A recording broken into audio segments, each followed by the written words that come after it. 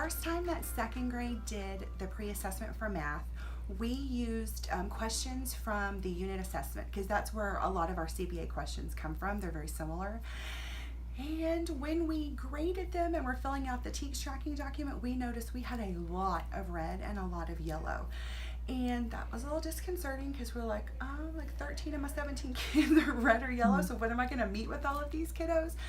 So Mrs. Thomas made a suggestion that instead of, since we do 2 questions per TEK, instead of doing both questions like a unit test style, to do one where it's like a question from the unit test, but then the other one is just a skills question.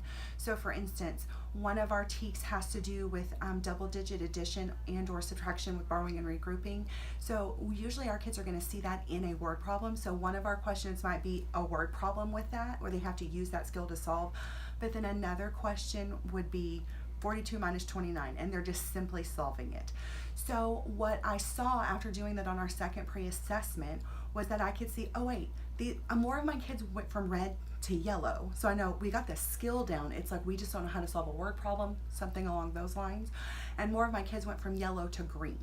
So it bumped up my kids, and I could really see, are we missing the skill, or are we missing how to solve the problem, or are we missing both?